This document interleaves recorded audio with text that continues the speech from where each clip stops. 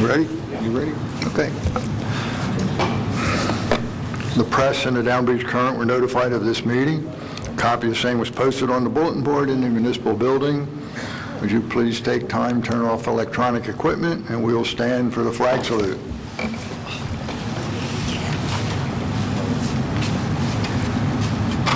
Attention and salute. I pledge allegiance to the flag of the United States of America, and to the republic for which it stands, one nation, under God, indivisible, liberty and justice for all.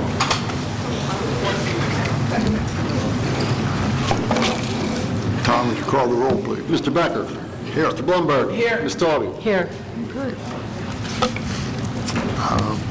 First up, I have received a resolution that was passed by, I don't even remember who, another community, and they want Margate to consider sending a resolution to Trenton to urge the governor to hold a town meeting in Atlantic City. I sent both of you copies. Did you get them? I did. Brenda? Yes, I got it. And your reaction is? Good by me. Brenda? It's good by me. I guess it's different than the summit that they had in Yeah, Atlantic this City? is a town meeting. Okay, that's fine. I'm good too, so. Tom, would you either put that, can we get that on tonight's meeting? There should be a copy of the resolution somewhere. Yeah. Okay? Okay. All right. Let's do department head reports. Frank, we'll start with you. We've been very busy lately. We have the food drive going on outside right now for Thanksgiving. Commissioner Taube organized that for us. We'll be collecting stuff till 6 o'clock tonight. We have all our holiday lighting up, and we plan to light it up on Wednesday, the day before Thanksgiving. We've been flushing fire hydrants all week. We've gotten minimal complaints of just maybe cloudy water. We have turned off about 15 to 20 houses already from the cold we had this week, when we had 3 water main breaks.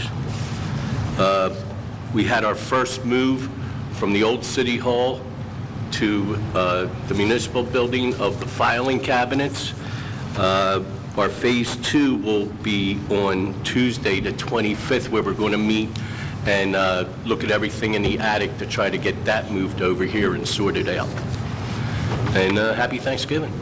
Thank you. Thank you, Frank. Chief Cavasso. Everything is good in the fire department, Mayor. A few announcements I'd like to make, though.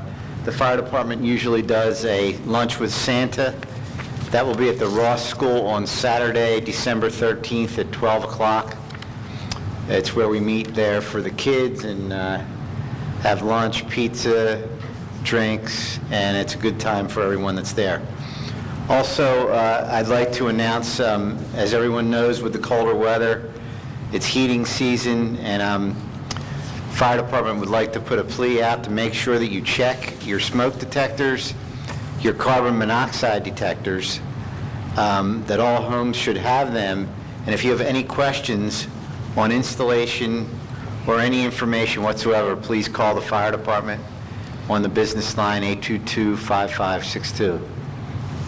Thank you. Thank you, Chief. Lisa? I really don't have anything to report today. I've just been working on putting together next year's budget and gearing up for year-end, financial information. Just been very busy with all of that, but everything is good so far. Thank you, Lisa. Chief Wilson? Everything's great in the police department, and I'm glad we're not in Buffalo, New York. Amen.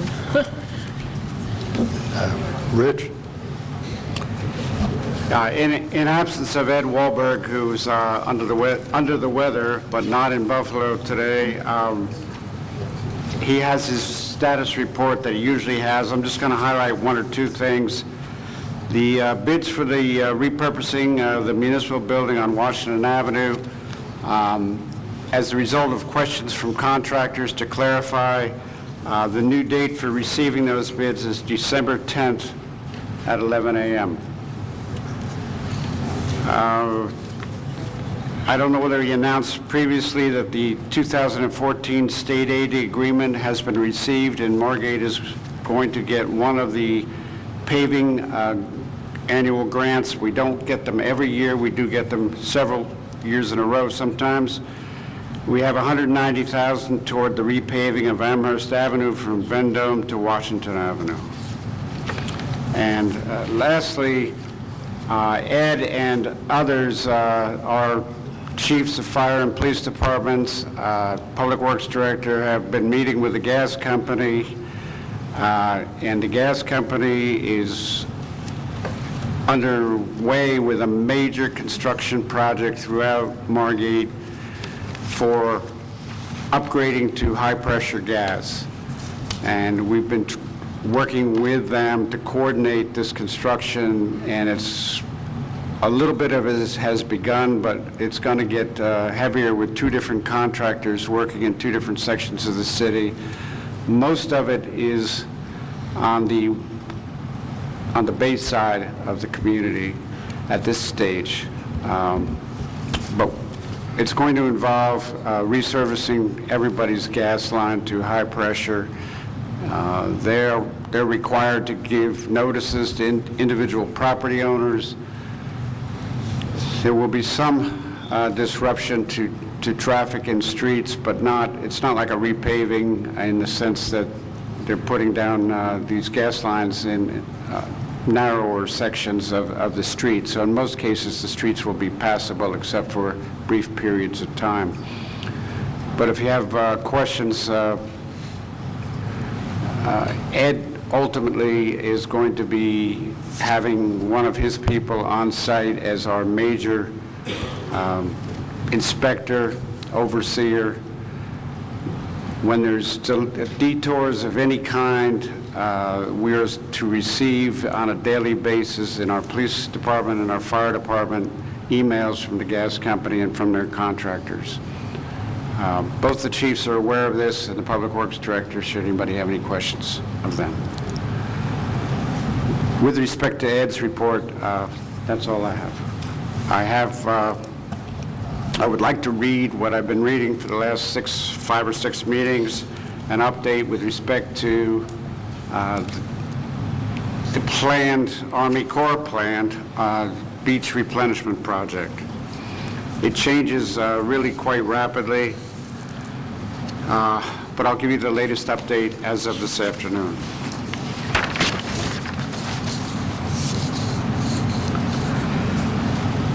As reported last time, we were going to have, and we did have, a legal strategy session that was held on Monday, November 4th, at which time the commissioners were briefed on the status of communications with attorneys for the state of New Jersey and the Army Corps of Engineers. Future project meetings involving the city of Margate will be attended by lawyers representing Margate. It is still our preference that a negotiated solution can be achieved, but there are a number of legal avenues that may be pursued should the state press forward and represent to the Army Corps of Engineers that it has acquired the necessary easements and met all of its obligations. There is reason to believe that the state is taking the position that they have emergency powers to take through eminent domain the easements they need to undertake the beach fill without going through the statutory procedures otherwise required for eminent domain. This is a position that likely affects, and these are my words, this is a position that likely affects hundreds of properties up and down the coast, for it is our understanding that the state needs easements from many oceanfront property holders, both public and private entities. Since November 6th, we have spoken to Congressman Lobiando about our position, and he is attempting to arrange a meeting with the Army Corps. It is likely that such a meeting will have to be arranged through Commissioner Martin and the NJDEP, as the state is the contracted local agent with the Army Corps. On November 18th, I met with representatives of the citizens group known as MCQBP, who shared information that they have gathered. This information has been shared with attorneys for the city. and information sharing supports the concept of consensus and solidarity with respect to common outcome expectations while still allowing for individual differences of the favored results. The City of Margate still has significant drainage issues with the plans as presented, and to date, those issues remain unresolved. Another meeting with our attorney is expected to take place in the closed session meeting, which is part of the regularly scheduled commission meeting agenda that we're sitting at, or will be sitting at 5 o'clock today. That's my report. Any questions from the commission? Buddy? As usual, between the meetings, I'll make this report available to anybody who would like a copy of it. Anything else, Rich? No, thank you. Thank you very much for your report. Mr. Abbott, welcome home. Thank you, Mayor. Welcome. I'm happy to be back, although it is a lot colder here than Florida. Anyhow, number of positive developments. The Rumson Avenue bulkhead is now completed. Ed Wahlberg will have to certify that the bulkhead is acceptable, which I'm sure it is. It looks fine. And at that point, the city will deed over that 7-foot wide strip that runs between the new bulkhead and the property line of that oceanfront owner. That was, it was over, I believe it was around 200 feet of new bulkheads been put in, not only protecting the private property, but also that entire street end. And that is probably our most exposed property along the oceanfront in Margate. I will go over this with the city administrator as to whether we should have a resolution authorizing the issuance of the deed, but we already have an ordinance that says that. But I do want Ed Wahlberg to give us something in writing that says he accepts that construction. Another positive note, you'll recall that we had gotten the appraisal for that Quincy Avenue property. They are taking it under advisement and considering it. However, I've been contacted by other beachfront owners on Pembroke Avenue who also have a strip of land between their property line and the existing bulkhead. They too would also like to purchase that from the city of Margate. I just got that letter in today, Rich. So I consider that to be positive. That area is not taxed, generally is utilized by the private property owners adjoining, and it would be a good revenue source for the city if you decide to sell it. Mayor and Commissioners, I also was contacted by several officers of the fishing pier that came in to update me and let me know what was going on with their property. They have nothing in writing at this point. They advise that they've been told by the Army Corps that their pier will have to be extended further out in the ocean, but that's all the details they have at this point, at least as of this week. I'll just pass that on to you so you know. And they indicated to me that at some point there's a strip of land they own that an adjoining owner might buy from them. You'll recall a couple years ago that Essex Avenue piece. Now it's an Exeter Avenue piece, another 5-foot strip. This one's owned by the Margate Pier. They have an existing ramp, however, that jogs and goes across that street end bulkhead. The long and the short of it is, and when Eddie gets back, maybe he'll take a look at it. If and when the city decides to replace that street bulkhead, they're going to have to modify that ramp because it will have to get over a higher bulkhead. The bulkhead now that's there is in poor condition and low, or lower than the standards. The new bulkhead's going to probably be 3 feet higher, which ultimately means the ramp will have to be altered, perhaps even with a switchback, so that their members can get on and off the pier. Jimmy's shaking his head. You're aware of this, I guess. So that's coming. I'm just letting you know. And also, as I say, the Margate Pier people filled us in on what their status is with the state and the Army Corps. And that's basically, that's what I have. Thank you, Scott. Tom? I don't have anything, Mayor. Roger? Nothing, Mayor, just the usual busy schedule, and I think we approved about 5 or 6 new houses or house raisings this week. Things are very busy. Thank you. Jim? Nothing from me, Mayor. Maureen? Everything's good. Brenda? A quick meeting today, maybe, or for the 4 o'clock anyway. Next Saturday, November 29th, you guys have everybody's probably seen the commercial on TV, the American Express commercial to support Small Business Saturday. So I hope everybody goes out and shops in Margate and shops small and shops local. And I also want to thank our Public Works team, Frank and Franz, for setting up outside for the food bank. And I also want to thank several of our Public Works employees who made donations. And I understand, Mayor, you dropped off a turkey. Thank you. And in our mail today is a letter here from the City of Port Republic. And it's looks like a resolution urging state lawmakers to oppose amending state construction to permit casino gambling in New Jersey in sites other than Atlantic City. I would love if we could do something like this because I think gaming up north would hurt Atlantic City and our local economy. So maybe we could consider that. And that's all. Happy Thanksgiving, everybody. Copy of that? I don't have a copy of it. Would you like a copy of it?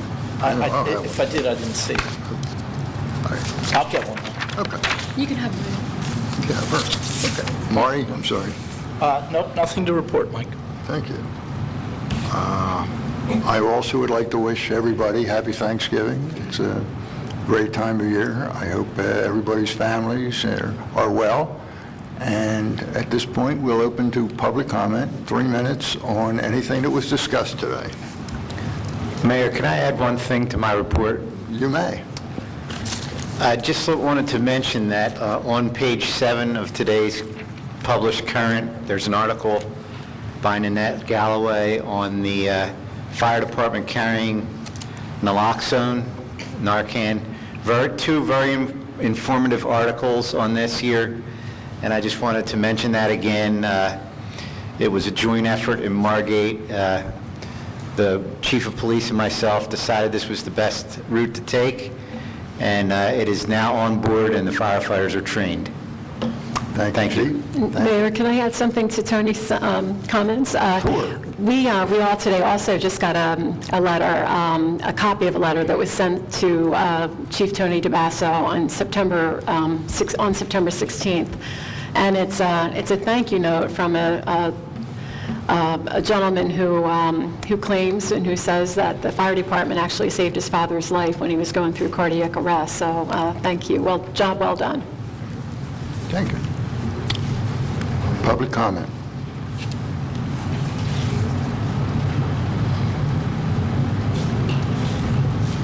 Sewell, 22 West Drive. Following up upon the remarks of Mr. Deeney, I think it's imperative for Mr. Deeney, as well as the commission itself, to be cognizant that any executive order by the governor must be uniformly applied. Otherwise, it is arbitrary and capricious. If the governor is going to exempt Wildwood, then he cannot very well make it mandatory to include Margate. If Margate puts forth valid reasons, and one of the reasons that Wildwood does not necessitate a dune is that it in effect has an extensive dune system. It's just that it's not a raised dune. It is an extended beach, which constitutes a dune because the ocean, during a nor'easter or a hurricane, has to chew that extended beach up before it reaches the bulkhead. And this is the reason that I have been pressuring this commission and Mr. Deeney to put forth the idea of the master jetty at the end of Longport.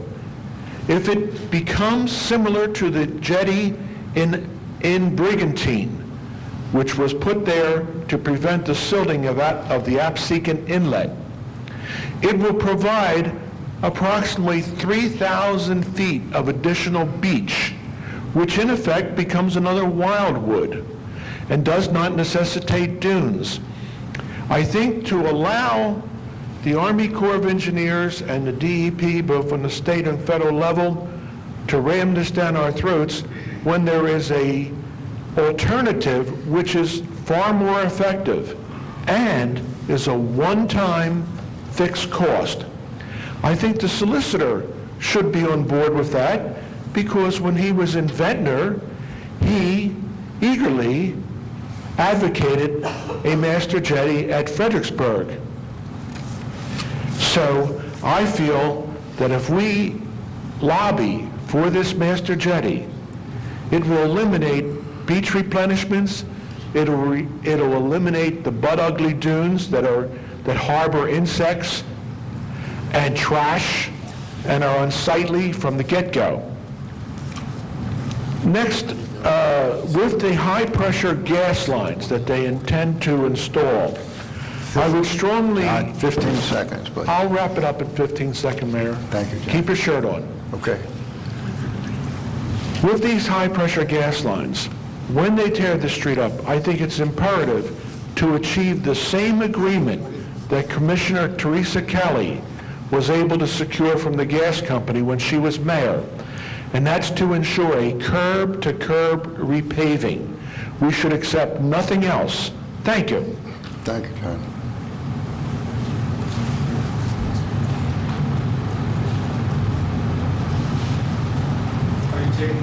Public comment now? Public comment on items that were discussed at the workshops. Yeah. There will be a portion at the beginning of the next meeting for any comments.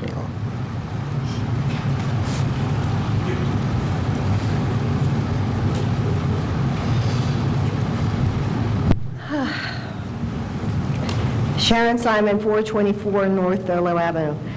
First of all, I'd like to thank Mr. Deeney for meeting with Dan Gottlieb and I, taking the time. We spent probably a little bit more than an hour, and we were very pleased that he was open and that the team is open to sharing information.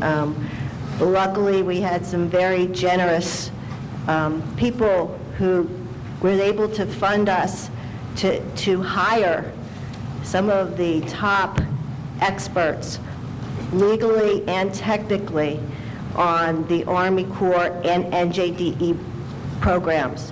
Not only were we able to get some really good, interesting advice and information from this team, and by the way, it was both federal and local, 3 attorneys and an head of an engineering firm who used to be head of the Army Corps.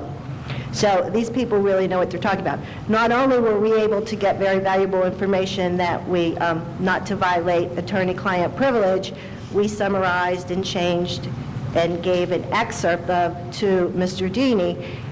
They also have contacts in very high places, and when they started asking these questions, the Corps learned things that happened in Ventnor that they didn't know with regard to state aid agreements and easements and the state and working together. And it certainly sets the stage for when Rob Andrews came in and wanted to start to negotiate, because there is some disagreements now internally. There's also some legal issues. So hopefully, since the idea is to come up with a compromise and not to have a legal battle, which will be costly, it's great that we can work, and we're also looking to see if maybe our experts would be willing to speak to each other. So I thank you very much. I also would ask if Mr. Deeney's reports could be put up on the website, on the Dune tab or the project tab, because they're not there, and that is our source of information right now. I also wonder if it's best, I know fishing pier people obviously know Mr. Abbott, or Solicitor Abbott, but if all communication goes through Mr. Deeney, you know, you are the city's attorney, we have special counsel now, you know, this whole idea of whenever there's going to be public comment, whether in here, in the paper, or out in the public, that it goes through this team, so that, you know how things sometimes are said and then they get used against us. So if that's something that everybody's willing to do, I think that would be great. I do appreciate you bringing it to the public's attention. And if I may comment, and Mayor, let me say how much I appreciate that your positions have now become, instead of filing for an injunction and going to war immediately, that we try to negotiate and work with the state and the Army Corps. And I, for one, greatly appreciate that. I think that's the right path, and I've noticed the change in attitude, and I think it's beneficial. Thank you. I appreciate that, but actually our position from the beginning has been compromised. We, from the 15 seconds, beginning, I'm just responding to his comment. from the beginning have said compromise, sit down at the table. There's been emails to that effect. If you felt that we were pushing for fighting, that's not the case. I think that's what was, let me please respond, that was what some people wanted our group to be seen as, and that was never our intention. We did say, though, that if in fact they were not willing to sit down and have a compromise, and if they were going to take it, then we would challenge. And I think that's the same position as the team and the United Commission now. So we're all on the same team. Now you have joined our team, not that we've joined your team. Just want to make that clear. Okay. And- Thank you, Sharon. And also, you had, last meeting, we talked about the fact that the state said they had easements and they didn't, and I asked if we could put that on the website as well, and you said that was a good idea. Could we also get that up on the website? That's Thank not you. up there. We will. Okay. Yeah, so that residents know who to call Mr. Deeney. Thank you. Any other public comment? Is there a motion to close public comment? I'll make that motion. Oh,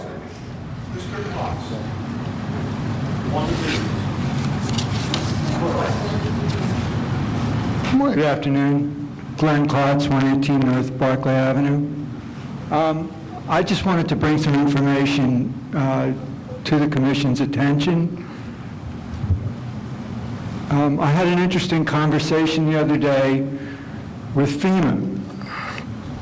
I gave a call to District 2 in New York because I had some questions. Some of them pertain directly to the project, and some just general questions regarding Margate's position vis-a-vis FEMA going forward in time. And I thought that their answers is something that the Commission might want to hear. The main reason I called was because I had wondered whether FEMA had been notified in any way. I'm not really sure. Does anyone know that FEMA has been involved in this in any way? I don't. Okay. Because if the city's already been speaking to FEMA, then a lot of this might be redundant. The DEP is the lead agency, so I don't think we communicate directly with FEMA. We communicate directly with the DEP. Okay. All right. Still, I think this information is important. Okay. I first asked FEMA, I wanted to know what Margate's relationship was to FEMA in case of an emergency with our present status, that we don't belong to any project. And I wanted to know whether that had changed, because I had been in touch with FEMA 13 years ago, and when I was in another organization, Dune. We'd gotten a letter from FEMA back then, and they basically had said, you don't belong to a project, you come to us first. Okay, if there's a problem, your beach gets washed away, whatever. So I wanted to see if that had changed.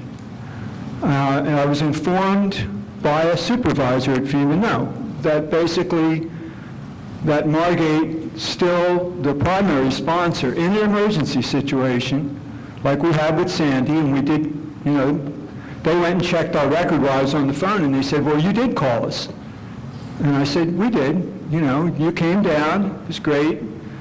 You fixed our bulkheads, you did this, you did that. They said, right. And, well, what's the problem? And I said, okay, I want to explain the situation that's going on down here. I don't know if you're aware of it. So they listened for 20 minutes, the supervisor, and said, can you hold on? I'm going to go back and talk to my boss. They did. They came back and they said, look, naturally over the phone, we understand you're an organization, but you're not the city of Margate. So here's our recommendation. There might possibly be a problem here that FEMA should be involved in because, yeah, your governor has declared this an emergency, but FEMA is the Federal Emergency Management Association, not the state of New Jersey. So there's a possibility that there's a conflict there. There could be a jurisdictional problem that maybe Margate, maybe the DEP, maybe the governor's not even aware of. So I said, okay, so what would you recommend? They said, first of all, we'd recommend, Mr. Klotz, that you go to your city. That your city should be the one asking these questions, not your organization. I said, that's fine. What should I tell the city? And they said, to contact, and this is what they said, go to D.C., the D.C. office, and contact the Intergovernmental Directorate. They apparently have an agency in FEMA which handles any problems between agencies. And they said, tell your story. Go in, get a case number, get an appointment, whatever, give them all the information and let them look at it. Now, they said, that might not change anything. We don't want to tell you that FEMA is suddenly going to step in the middle of this. They might well not have anything to do with it. At this point, we're 2 years out from the Sandy emergency. So I said, okay, well, let me ask you a question. Is New Jersey still under an emergency situation with Sandy? And they went, no. Federal government does not see that New Jersey is in an emergency situation regarding Sandy. And then, I talked to that and to the situation with the emergency edict. Again, they wouldn't give me any answer, and I understood that. But they said, there might be a problem here because of the way things have been handled. And they did tell me this. They said, had Margate applied at the time of Sandy for relief regarding our beach, FEMA would have come down and not just looked at our bulkheads, but they would have also looked at our beach, and this would have been somewhat of a moot question, because then, right from day one, we would have been under FEMA's management with this. Okay, and there's cases, like in Ventnor, in 2011, where FEMA came in and filled part of the beach, not the DEP, but FEMA. That was a FEMA grant, and there are negative cases, okay, I'm not going to get into all those. Essentially, though, here's what my request is. That the city might want to contact FEMA and just let them know what's going on here. I mean, I'm not going to say it's going to change anything, but it might. I mean, FEMA might get involved and say, Margate's not in a project. They need to make an application to us if they want something done to the beach. Can we ask Rob Anders to... You finished, then? I'm done. Okay. We're going into executive session tonight, around 6 o'clock. We're waiting for our attorney, and we'll discuss that with him when he's here. Okay? Thank you. Okay, you're welcome. Thank you. Anyone else? Motion to close public comment. I'll make that motion again. I'll second. Okay. Mr. Becker. Again, yes. Mr. Blumberg. Yes. Mr. Taube. Yes.